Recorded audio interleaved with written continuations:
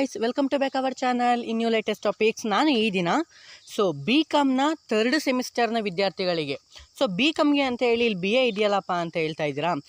Nothing ನೋಡಿ, ಇಲ್ಲಿ open elective course ಅಂತ ಹೇಳ್ಬಿಟ್ಟು ಅಂದರೆ ಒ ಇ ಪಿ ಪೇಪರ್ ಅಂತ ನೀವೇನು ಕರಿತೀರಾ. ಅದರಲ್ಲಿ freedom movement in Karnataka 18,000 to 1947. ಈ ಪೇಪರ್ ಅಂತ ಏನಿದೆ ಅಂದರೆ ಹಿಸ್ಟ್ರಿ ಓಪನ್ ಎಲೆಕ್ಟಿವ್ ಯಾರಾದರೂ ತೊಗೊಂಡಿದ್ರೆ ಅದು ಬಿ ಎ ಆಗಿರ್ಬೋದು, ಬಿ ಕಾಮ್ ಆಗಿರ್ಬೋದು, ಬಿ ಬಿ ಎ ಆಗಿರ್ಬೋದು, any degrees, any degree examination ಆಗಿರ್ಬೋದು. ಈ freedom movement in Karnataka 18,000 1800 to 1947. ಈ ಪೇಪರು ಯಾರಿಗಾದರೂ ಇದೆ ಅಂತ ಅಂದರೆ ಈ ವಿಡಿಯೋ ತುಂಬಾ ಯೂಸ್ಫುಲ್ ಅಂತಲೇ ಹೇಳ್ಬೋದು. ಇದು ನಮಗೆ ನಾವು ಬಿ ಕಾಮ್ ಓದ್ತಾ ಇರೋದು. ಬಿ ಕಾಮಲ್ಲಿ 3rd ಸೆಮಿಸ್ಟರ್ಗೆ ಇದ್ದಂತಹ ಓಪನ್ ಎಲೆಕ್ಟಿವ್ ಪೇಪರ್ ಆದಂತಹ ಹಿಸ್ಟ್ರಿದು ಅಂದರೆ ಕರ್ನಾಟಕ ಹಿಸ್ಟ್ರಿ ಅಂತ ಏನು ಬರುತ್ತೆ, ಅದನ್ನು ಸಹ ಈ ಕರ್ನಾಟಕ ಹಿಸ್ಟ್ರಿ ಅಂದ್ರೂ ಈ ಪೇಪರ್ನ ನೀವು ರೆಫರ್ ಮಾಡ್ಬೋದು ಅಂತ ಹೇಳ್ತಾ ಬನ್ನಿ ಗಾಯ್ಸ್ ಈ ವಿಡಿಯೋ ಶುರು ಮಾಡೋಣ. ನೋಡಿ ಗಾಯ್ಸ್, ಮೊದಲನೇದಾಗಿ ಇದು ತುಮಕೂರು ಯೂನಿವರ್ಸಿಟಿಯ ಪೇಪರು. 3rd ಸೆಮಿಸ್ಟರ್ನಲ್ಲಿ ಈ ಅಂದರೆ freedom movement in Karnataka 1800 to 1947. ಅಲ್ಲಿವರೆಗೂ ಕರ್ನಾಟಕದ ಇತಿಹಾಸ ಅಂತ ಹೇಳಿ ಓದ್ತೀವಿ. ಅದರ ಸ್ವಾತಂತ್ರ್ಯ ಚಳುವಳಿಯ ಮತ್ತು ಕರ್ನಾಟಕದ ಪಾತ್ರ ಅಂತಲೂ ಸಹ ಓದ್ತೀವಿ.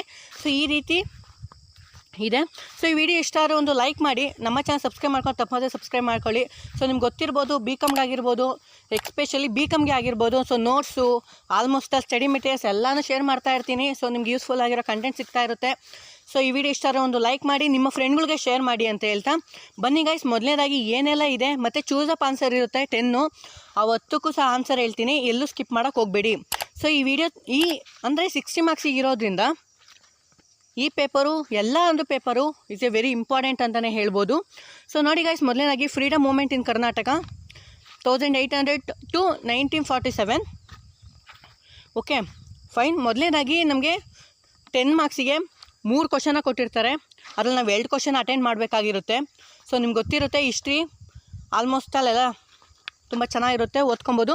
ನೋಡಿ ಗೈಸ್, ಮೊದಲನೇದಾಗಿ 10 ಮಾರ್ಕ್ಸಿಗೆ ಫಸ್ಟ್ ಕ್ವಶನ್ ಅಂತ ನೋಡೋದಾದರೆ ಸೆಕ್ಷನ್ ಎನಲ್ಲಿ sketch the role of Mundaragi Bhimrao and Baba Saheb Naragund. Baba ಸಾಹೇಬರ ನರಗುಂದ ಇನ್ 1857 ರಿವೋಲ್ಟ್. ಅಂದರೆ 1857ರ ಮಹಾಬಂಡಾಯದಲ್ಲಿ ಮುಂಡರಗಿ ಭೀಮರಾವ್ ಹಾಗೂ ನರಗುಂದ ಬಾಬಾ ಸಾಹೇಬರ ಪಾತ್ರವನ್ನು ಚಿತ್ರಿಸಿ. ಮುಂಡರಗಿ ಭೀಮರಾವ್ ಆಗಿರ್ಬೋದು ಮತ್ತು ನರಗುಂದದ ಬಾಬಾ ಸಾಹೇಬ ಅವರು ಈ ಮಹಾಬಂಡಾಯದಲ್ಲಿ ಯಾವ ರೀತಿ ಪಾತ್ರನ ವಹಿಸಿರ್ತಾರೆ ಅನ್ನೋದನ್ನು ಸಂಕ್ಷಿಪ್ತವಾಗಿ ಬರೀಬೇಕಾಗುತ್ತೆ. ಎಷ್ಟು ಪೇಜ್ ಬರೀಬೇಕು ಅಂತ ಕೇಳೋದಾದರೆ ಅಟ್ಲೀಸ್ಟ್ ಒಂದು 3 pages ಇರಬೇಕಾಗುತ್ತೆ 10 ಮಾರ್ಕ್ಸಿಗೆ. ಪಾಯಿಂಟ್ಸು ಅದಕ್ಕೆ ಹೆಂಗಿರಬೇಕು ಅಂದರೆ ಇಂಟ್ರಡಕ್ಷನ್ ಇರಬೇಕಾಗಿರುತ್ತೆ. ಇಂಟ್ರಡಕ್ಷನ್ನು, ಪಾಯಿಂಟ್ಸು, ಆಮೇಲೆ ನೀವು ಎಕ್ಸ್ಪ್ಲನೇಷನ್ನ ಮಾಡ್ಕೊಂಡು ಕನ್ಕ್ಲೂಷನ್ ಕೊಟ್ಟರೆ ಫೈನ್ ಆನ್ಸರ್ ಅಂತ ಹೇಳ್ಬೋದು.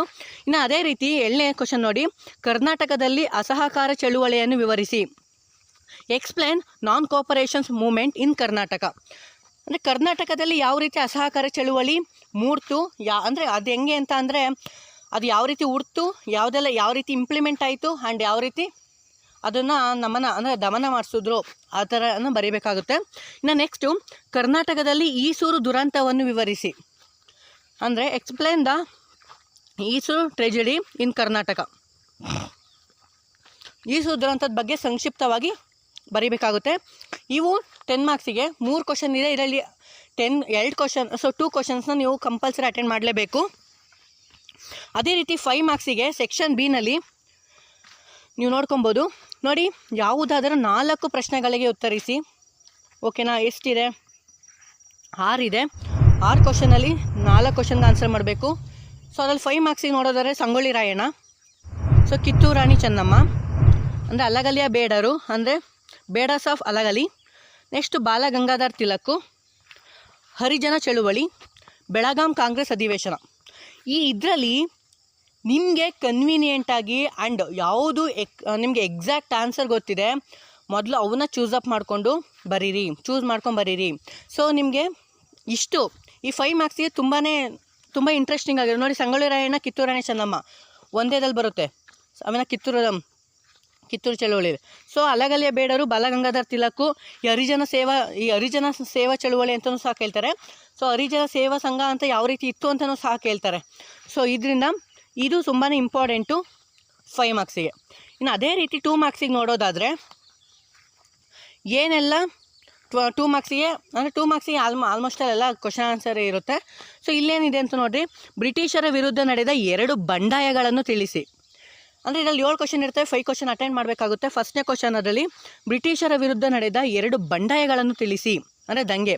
So mention 2 rebellion against the British ಅಂದರೆ ಅಂದರೆ ಬ್ರಿಟಿಷರು ಮತ್ತು ಇವರ ನಡುವೆ ನಡೆದಂತಹ ಬಂಡಾಯನ ನೀವು ತಿಳಿಸ್ಬೇಕಾಗುತ್ತೆ. ಸೊ ಬರೀಬೇಕಾಗುತ್ತೆ 2 ಪಾಯಿಂಟ್ಸಲ್ಲಿ. ಸೊ ನೆಕ್ಸ್ಟು ಬಾಲಗಂಗಾಧರ್ ತಿಲಕ್ ಪರಿಚಯಿಸಿದ 2 ಸಾರ್ವಜನಿಕ ಉತ್ಸವಗಳನ್ನು ತಿಳಿಸಿ. ಸೊ ಅಂದರೆ mention the 2 public festivals introduced by Balagangadhar Tilak. ಅಂದರೆ ಅದರಲ್ಲಿ ಅವರು ಹೇಳ್ತಾರೆ 2ನ ಇದು ಮಾಡ್ತಾರೆ, ಶಿವಾಜಿ ಉತ್ಸವ ಅಂತ ಒಂದು ಮಾಡ್ತಾರೆ ಆ್ಯಂಡ್ ಗಣೇಶ ಉತ್ಸವ. ಈ 2 ಉತ್ಸವ ಮಾಡುವಂಥದ್ದು ಯಾವ ಕಾರಣಕ್ಕೆ ಅಂತ ಅಂದರೆ ಜನರಲ್ಲಿ ದೇಶಾಭಿಮಾನ ಹೆಚ್ಚಿಸೋದಕ್ಕೆ. ಅಂದರೆ ಅಲ್ಲಿ ಬ್ರಿಟಿಷ್ ಏನು ಹೇಳಿರ್ತಾರೆ ಅಂತ ಅಂದರೆ ಜನಜಂಗುಳಿ ಸೇರಬಾರ್ದು ಅಂತ ಖಡಕ್ ನಿರ್ಣಯ ಮಾಡಿರ್ತಾರೆ. ಸೊ ಜನನ ಸೇರಿಸೋ ಉದ್ದೇಶಕ್ಕೋಸ್ಕರ ಇವು ಶಿವಾಜಿ ಮತ್ತು ಗಣೇಶ ಉತ್ಸವ ಅಂತ ಹೇಳ್ಬಿಟ್ಟು ಇವ್ರು ಮಾಡ್ಕೊಂಡಿರೋವಂಥ ಮಾರ್ಪಾಡುಗಳು. ಸೊ ನೆಕ್ಸ್ಟ್ ನೋಡೋದಾದರೆ ಯಾವುದಾದರೂ ಅರಣ್ಯ ಸತ್ಯಾಗ್ರಹದ 2 ಸ್ಥಳಗಳನ್ನು ತಿಳಿಸಿ. Which are the 2 places of ಅರಣ್ಯ ಸತ್ಯಾಗ್ರಹ. ಅಂದರೆ ಅರಣ್ಯ ಸತ್ಯಾಗ್ರಹದಲ್ಲಿ 2 ಸ್ಥಳಗಳು ಕರ್ನಾಟಕದಲ್ಲಿ 7ರಿಂದ 8 ಸ್ಥಳಗಳು ಬರ್ತವೆ. ಸೊ ಅದರಲ್ಲಿ ಪ್ರಮುಖವಾದ ತುರವನ್ನೂರು ಚಿತ್ರದುರ್ಗ ಇಸ್ ರೈಟ್ ಆನ್ಸರ್ ಅಂತ ಹೇಳ್ಬೋದು.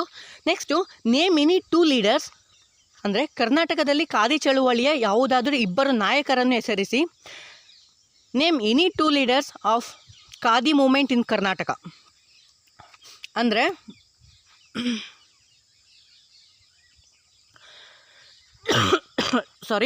ಖಾದಿ ಚಳುವಳಿಯಲ್ಲಿ 2 ನಾಯಕರನ್ನು ತಿಳಿಸಿ ಅಂತ ಹೇಳಿದ್ದಾರೆ.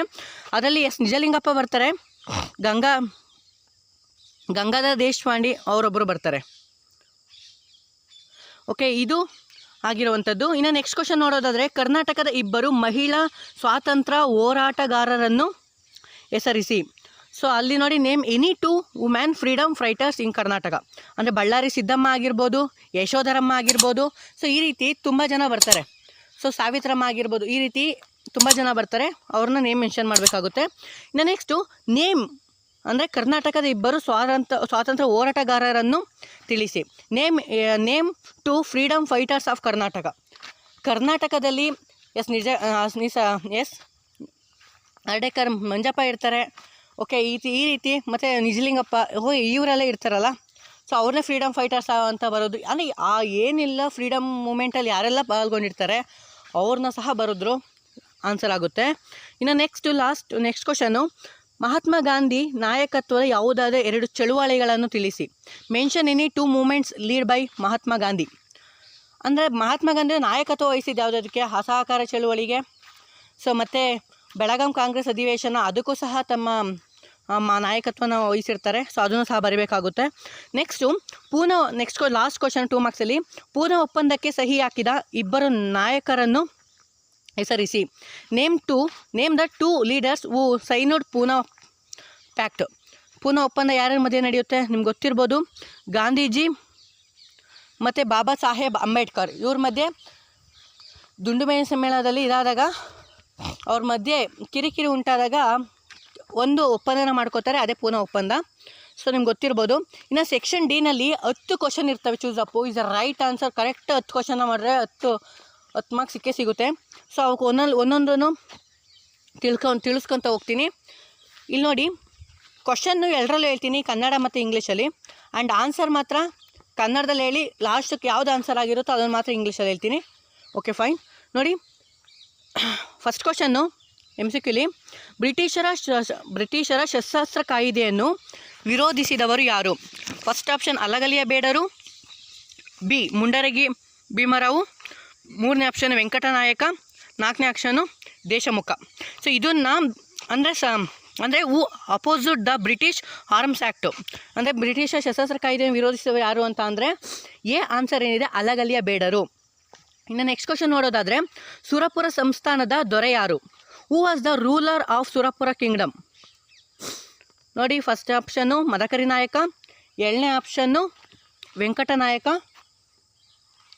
ಸೊ 3ನೇ ಆಪ್ಷನ್ನು ಮುಂಡರಗಿ ಭೀಮರಾವು, 4ನೇ ಆಪ್ಷನ್ನು ಸಂಗೊಳ್ಳಿ ರಾಯಣ್ಣ. ಸೊ ಸುರಪುರದ ಸಂಸ್ಥಾನದ ದೊರೆ ಯಾರು ಅಂತ ಅಂದರೆ ಸೊ ವೆಂಕಟಪ್ಪ ನಾಯಕ ಅಂತ ಹೇಳ್ಬೋದು. ಸೊ ಅಲ್ಲಿ ಇನ್ನೊಂದು ಕನ್ವೀನಿಯೆಂಟ್ ಬರುತ್ತೆ ಮದಕರಿ ನಾಯಕ ಅಂತ ಹೇಳಿಬಿಟ್ಟು. ಸೊ ಇವೆಲ್ಲರಲ್ಲಿ ಒಂದನ್ನ ಯಾವುದು ಅಂತ ನೀವು ಒಂದ್ಸತಿ ನಿಮ್ಮ ಸರ್ನ ಒಂದ್ಸತಿ ಕ್ಲಾರಿಫೈ ಮಾಡಿಕೊಂಡು ತಿಳ್ಕೊಳ್ಳಿ. ಸೊ ನೆಕ್ಸ್ಟ್ ಕ್ವಶನ್ ನೋಡೋದಾದರೆ ಸ್ವರಾಜ್ಯ ಆ ಜನ್ಮ ಸಿದ್ಧ ಹಕ್ಕು ಈ ಹೇಳಿಕೆ ಯಾರದ್ದು? ಸೊ ಆಪ್ಷನ್ ಎ ಅಂದರೆ Swaraj is my birthright. Whose statement is this? So first option Aravind Ghosh ಅಲ್ಲ, B Bipin Chandrapal, option C Balagangadhar Tilak, D Lala Lajpat Rai. So answer ಬಂದರೆ ಬಾಲಗಂಗಾಧರ್ ತಿಲಕ್ ಅಂತ. ಇನ್ನು ನೆಕ್ಸ್ಟ್ ಕ್ವಶನು ಅಸಹಕಾರ ಚಳುವಳಿಯನ್ನು ಹಿಂಪಡೆಯಲು ಕಾರಣವಾದ ಘಟನೆ. The incident for the withdrawal of non corporations movement. So ಫಸ್ಟ್ನೇ ಆಪ್ಷನ್ ರೋಲತ್ ಕಾಯ್ದೆ, so option B Jallian Walabagh ದುರಂತ, ಆಪ್ಷನ್ ಸಿ ಖಿಲಾಫತ್ ಚಳುವಳಿ, ಆಪ್ಷನ್ ಡಿ ಚೌರಿ ಚೌರ ಘಟನೆ. ಸೊ ಚೌರಿ ಚೌರ ಘಟನೆ ಏನು ನಡೆಯುತ್ತೆ, ಚೌರಿ ಚೌರ ಇವೆಂಟು, ಸೊ ಅದರಿಂದ ಹಿಂಪಡೆಯುತ್ತಾರೆ ಅಂತ ಹೇಳ್ಬೋದು. ಇನ್ನು ನೆಕ್ಸ್ಟು ಜಲಿಯನ್ ವಾಲಾಬಾಗ್ ಆಫ್ ಕರ್ನಾಟಕ ಅಂದರೆ ಕರ್ನಾಟಕ ಜಲಿಯನ್ ವಾಲಾಬಾಗ್ ಯಾವುದು ಅಂತ ಹೇಳಿದ್ದಾರೆ ಕೇಳ್ತಾ ಇದ್ದಾರೆ.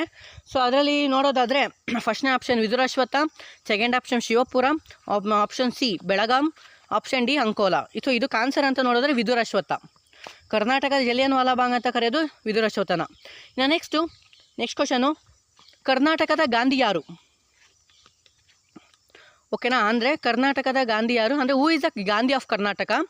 Option A K Sadashivarao, option B Aluru Venkataraya, option C Hardekar Manjappa, option D Deshpande. So ಇದಕ್ಕೆ ಆನ್ಸರ್ ನಿಮ್ಗೆ ಆಲ್ರೆಡಿ ಗೊತ್ತು ಅಂತ ಅನಿಸುತ್ತೆ, ರಡೇಕರ್ ಮಂಜಪ್ಪ 3ನೇ ಆನ್ಸರು. ಸೊ ಇನ್ನು ನೆಕ್ಸ್ಟ್ ಕ್ವಶನ್ನು ಯಾವ ವರ್ಷದಲ್ಲಿ ವಿದುರಾಶ್ವತ್ಥ ದುರಂತ ಜರುಗಿತು? In which year Vidurashwatha tragedy happened? So ಯಾವಾಗಪ್ಪ ಜರುಗಿದ್ದು ಅಂದರೆ ಫಸ್ಟ್ನೇ option 1935, 1935, option B 1936, option C 1937, option D 1938. So ಇದಕ್ಕೆ ಆನ್ಸರ್ ನೋಡೋದಾದರೆ ಆಪ್ಷನ್ ಡಿ 1938 ಅಂತ ಹೇಳ್ಬೋದು. ನೆಕ್ಸ್ಟು ಮಹಾತ್ಮ ಗಾಂಧಿ ಭೇಟಿ ನೀಡಿದ ಖಾದಿ ಗ್ರಾಮ ಯಾವುದು? So which was the khadi village visited by Gandhi? So ಅಲ್ಲಿ A Surapura, option B Esur, option C Udali, option D Haveri. So ಇದಕ್ಕೆ 2 ಆನ್ಸರು ಅಂದರೆ ಅದೊಂದು ಸ್ವಲ್ಪ ಕನ್ಫ್ಯೂಸ್ ಆಗ್ತಿದೆ. ಸೊ ಬರೆದು ತುಂಬ ದಿನ ಆಯಿತು. ಇದರಲ್ಲಿ ಈಸೂರು ಇಲ್ಲ ಉದಲಿ. ಸೊ ಉದಲಿ ನೋಡಬೇಕು, ಈಸೂರು ಮತ್ತು ಉದಲಿ ಇವೆಲ್ಲರಲ್ಲಿ ಒಂದು ಆನ್ಸರ್ ಆಗಿರುತ್ತೆ, ಒಂದು ಸತಿ ಚೆಕ್ ಮಾಡ್ಕೊಳ್ಳಿ. ಇನ್ನು ನೆಕ್ಸ್ಟ್ ಕ್ವಶನು ಕರ್ನಾಟಕದ ಬಾರ್ದೋಲಿ ಎಂದೇ ಖ್ಯಾತವಾದ ಸ್ಥಳ ಯಾವುದು? Which place famous as Bardoli of Karnataka? So A Ankola, option B Surapura, option C Mangaluru, option D Udupi. So ಇದಕ್ಕೆ ಆನ್ಸರ್ ನೋಡೋದಾದರೆ ಅಂಕೋಲಾ ಅಂತ ಹೇಳ್ಬೋದು. ಸೊ ನಿನ್ನ ಲಾಸ್ಟ್ ಕ್ವಶನ್ ಫಾರ್ ಈ ಪೇಪರ್ಗೆ ಸಂಬಂಧಪಟ್ಟಂತೆ ಲಾಸ್ಟ್ ಚೂಸಪ್ಪು ನೋಡಿ. ಕರ್ನಾಟಕದ ಸ್ವಾತಂತ್ರ್ಯ ಘೋಷಿಸಿಕೊಂಡ ಮೊದಲ ಗ್ರಾಮ, the first village to declare independent in Karnataka. So ನಿಮ್ಗೆ ಆಲ್ರೆಡಿ ಎಲ್ಲ ಗೊತ್ತಿರುತ್ತೆ, 5ನೇ ಕ್ಲಾಸಿಂದ ಓದ್ಕೊಂಬಂದಿರ್ತೀರ ನೋಡಿ. ಅದರಲ್ಲಿ option A Shivapura, option B Belgaum, option C Udali, option D Esur. ಇದಕ್ಕೆ ಆನ್ಸರ್ ಏನಪ್ಪ ಅಂತ ಅಂದರೆ ಈಸೂರು. ಏಸೂರು ಕೊಟ್ಟರು ಈಸೂರು ಬಿಡೆವು ಅನ್ನೋ ಒಂದು ಸ್ಟೇಟ್ಮೆಂಟು ಸಕ್ಕತ್ತಾಗಿರುತ್ತೆ. ಸೊ ಈ ದಿನದ ಪೇಪರು ಅಂದರೆ ಈ ದಿನದ ಪೇಪರ್ ಏನಿದೆ, ಫ್ರೀಡಮ್ ಮೂಮೆಂಟ್ ಇನ್ ಕರ್ನಾಟಕ, ಸ್ವಾತಂತ್ರ್ಯ ಚಳುವಳಿ ಅಂದರೆ ಕರ್ನಾಟಕದಲ್ಲಿ ಸ್ವಾತಂತ್ರ್ಯ ಚಳುವಳಿ 1800ರಿಂದ 1947. ಸೊ ಇದಕ್ಕೆ ಪೇಪರ್ಗೆ ತುಂಬ ಚೆನ್ನಾಗಿದೆ ಆ್ಯಂಡ್ ಈಸಿಯೆಸ್ಟ್ ಟಾಪ್ ಸ್ಕೋರ್ ಮಾಡುವಂತಹ ಸಬ್ಜೆಕ್ಟ್ ಇದು. ಸ್ಕಿಪ್ ಮಾಡೋಕ್ಕೆ ಹೋಗ್ಬಿಡಿ. ಈ ವಿಡಿಯೋ ಇಷ್ಟ ಆದರೆ ಒಂದು ಲೈಕ್ ಮಾಡಿ, ನಮ್ಮ ಚಾನಲ್ ಸಬ್ಸ್ಕ್ರೈಬ್ ಮಾಡ್ಕೊಂಡ್ರೆ ತಪ್ಪದೇ ಸಬ್ಸ್ಕ್ರೈಬ್ ಮಾಡ್ಕೊಳ್ಳಿ ಅಂತ ಹೇಳ್ತಾ thank you guys, bye, see you. ಮತ್ತೊಂದು ವಿಡಿಯೋದಲ್ಲಿ ಸಿಗುವ.